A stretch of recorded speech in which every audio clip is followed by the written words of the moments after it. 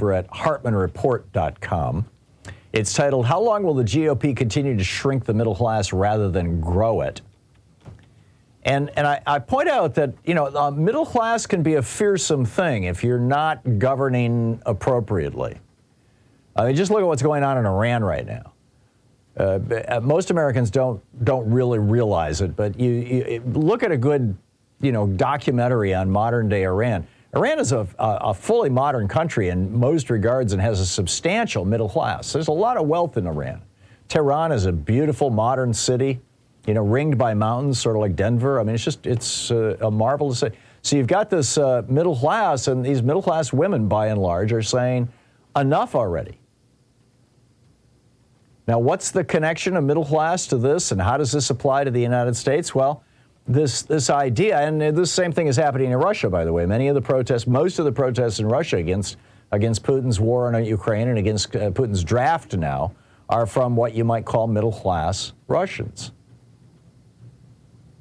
So how does this tie into 1953 in the United States, when a fellow by the name of Russell Kirk wrote a book called The Conservative Mind, From Burke to Eliot? Well, the Burke that Russell Kirk was talking about was Edmund Burke, the British philosopher and conservative, who Thomas Paine actually visited his home for 2 weeks on his way to France to get arrested in the French Revolution. And he wasn't intending to get arrested, but that's what happened. James Monroe had to bail him out. But in any case, after Paine visited Burke, he got so upset with Burke's positions that he wrote an entire book debunking him called The Rights of Man. But Burke famously said that if you give the vote to hairdressers and candle makers, you do violence to society. And that's the first chapter of Russell Kirk's book, is look out for the people at the bottom. But the main thing that Kirk pointed out in 1953 in The Conservative Mind was that if the middle class, and at that point in time, the middle class was not yet half of America. It was growing. It was the most rapidly growing middle class in the history of the world.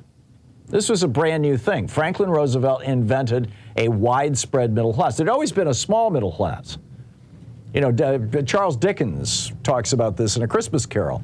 Scrooge and Marley, the small businessman with one employee, that was the middle class. The middle class was the doctors and the lawyers and the merchants.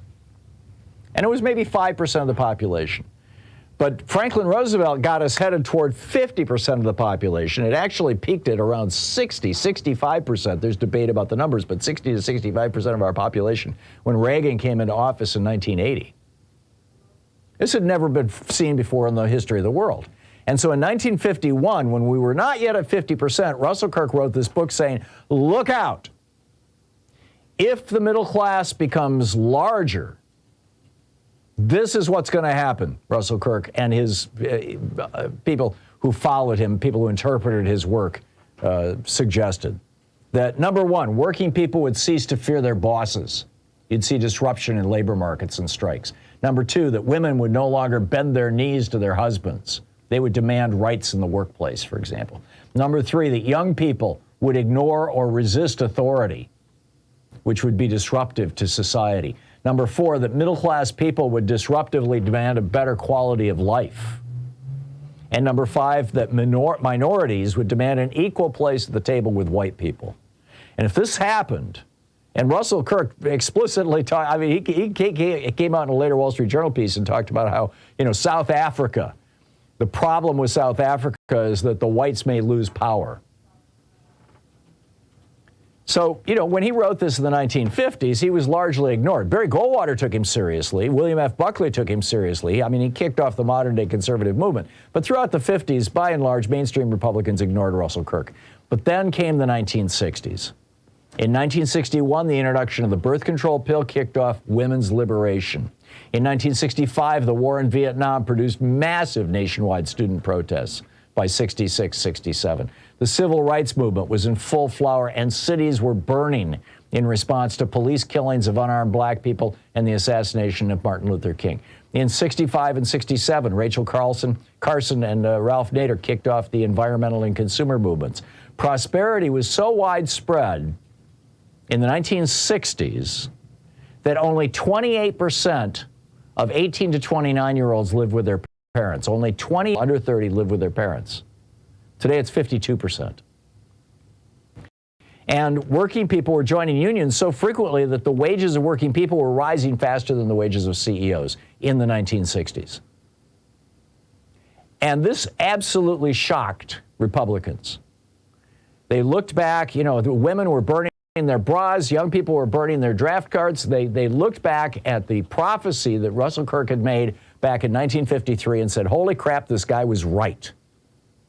We've got to do something about this middle class problem.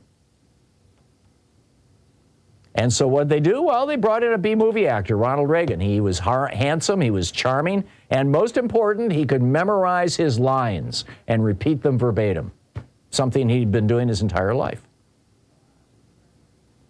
And then the conservatives declared war on the United States government, which was taxing them. In the 1960s, the top income tax rate was 91% for morbidly rich individuals, 53% for corporations.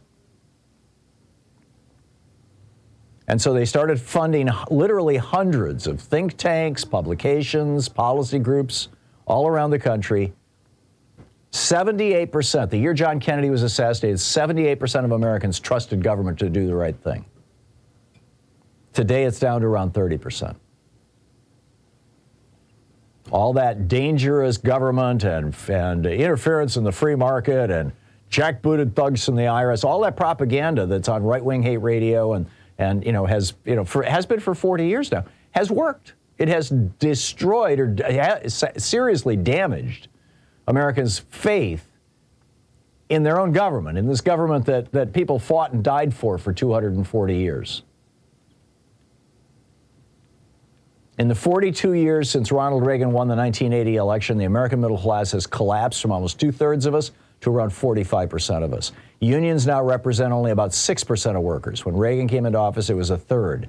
Middle-class college debt now represents almost as much money as the Trump tax cut for billionaires, $2 trillion. 52% of people 18 to 29 live with their parents. Housing costs have gone from an average of 2.2 times the average annual salary. Used to be, if you're in $30,000 a year, the average house was $60,000 a year. Now the average house is 10 times the average worker's income. So now the average worker, if they're earning $300,000, the house is, or if they're earning $30,000, the house is $300,000 instead of $60,000. And we wonder why we have a housing crisis? 3 men now own more wealth than the bottom half of America. The top 10% owns more wealth than the entire bottom 90%. Republican-controlled red states are right where the Republicans want them. They are wallowing in poverty. Protest movements are largely crushed in these states. And now Senator Rick Scott has a plan to kill off Social Security, Medicare, and Medicaid within 5 years. And the GOP is all on board with this. Just since 1980, Republican tax cuts and similar policies have produced a transfer of over $50 trillion in wealth from the middle class to the top 1%. And every step that further impoverishes the American middle class, which is the goal of the Republican Party, every step that further impoverishes the middle class in the Republicans' mind reduces the chances that average working people, that the middle class will rise up against their bosses, will rise up against the right-wing media that has been lying to them for 40 years, will rise up against the Republican Party, or will rise up against the billionaires who own the bosses, the media, and the Republican Party. So my question, how much longer are Republicans going to continue to get away with this? With gutting the American middle class to suppress dissent, the women's movement, the civil rights movement, and the youth movements. And of course, I think in the youth movement, you can roll into that the climate movement. How much longer can they pull this off? I think their time is coming to an end. I don't think NASCAR and country music branding are going to be enough any longer.